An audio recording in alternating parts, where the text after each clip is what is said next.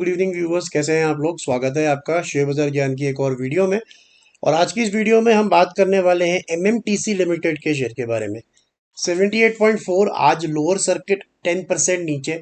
और खबरें जब ये और ज़्यादा पॉपुलर हो रही हैं कि कंपनी बंद होने वाली है, तो उसके बाद में 10% जो है स्टॉक गिर गया इसका।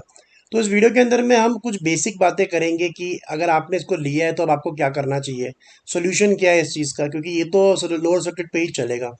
दूसरी चीज, बंद होने से पहले कंपनी को डीलिस्ट करना पड़ता है, स्टॉक मार्केट से हटाना पड़ता है।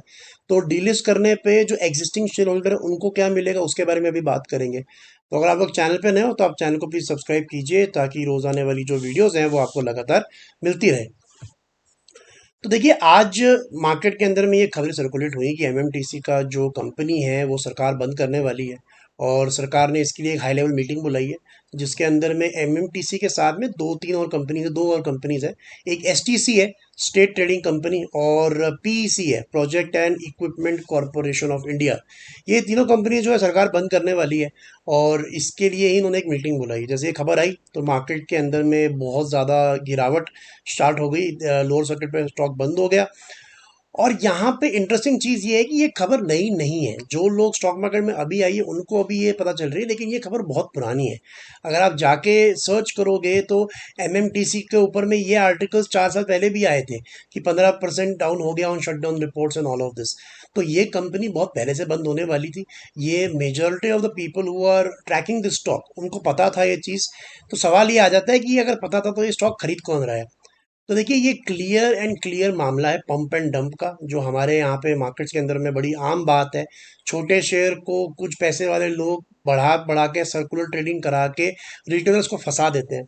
और ये आसान इसीलिए हो जाता है बिकॉज इन शेयर्स के अंदर में पब्लिक होल्डिंग बहुत कम होती है।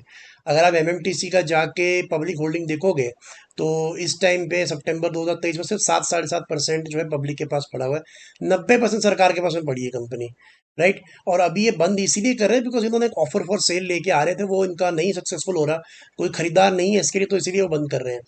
सो यहाँ पे क्या होता है कि जब 7-7.5% आपका फ्री फ्लोट पड़ा होता है ना किसी भी शेयर के अंदर में, तो वहाँ पे जितने भी ये बड़े पैसे वाले लोग होते हैं जो सर्कुलर ट्रेडिंग कराते हैं, और स्पेशली वो स्टॉक्स जिनके अंदर का जो प्राइस है वो 15-20 रुपए का होता है, उसमें ज़्यादा होता है। तो ये क्या करते हैं कि अपना ही पैसा लगा लगा के अलग अलग एंड से इन स्टॉक्स को पंप अप करवाते हैं। जो रिटेलर्स होते हैं जिनको टिप्स लेनी होती है या कहीं से खबर आती है, वो इन स्टॉक्स को खरीद लेते हैं 70-80-90 रुपए के भाव पे। और अब यहाँ से लोअर सर्किट चालू हो चुका है, आपको निकलने का भी मौका इसके अंदर में ना मिले। तो पहली चीज करना क्या चाहिए, देखिए करना ये चाहिए कि अगर ये गलती से लोअर सर्किट खुलता है तो उसी टाइम बेच के निकल जाइए।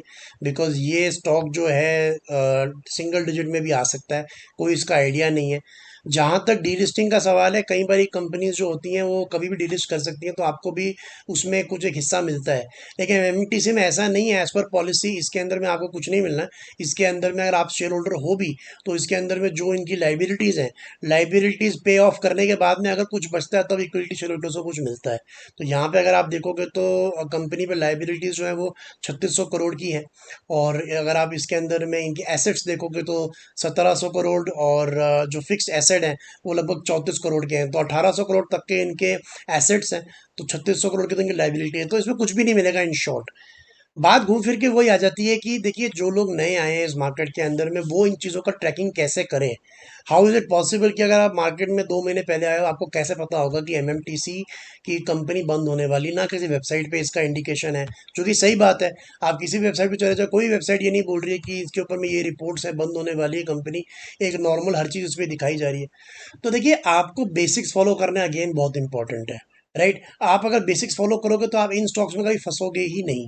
सिंपल सी बात ये है कि आप उठा के सिर्फ अगर इसकी बैलेंस शीट चेक कर लोगे तो आपको समझ में आ जाएगा कि कंपनी पिछले 6-7 साल से ऑपरेटिंग प्रॉफिट नेगेटिव कर रही है।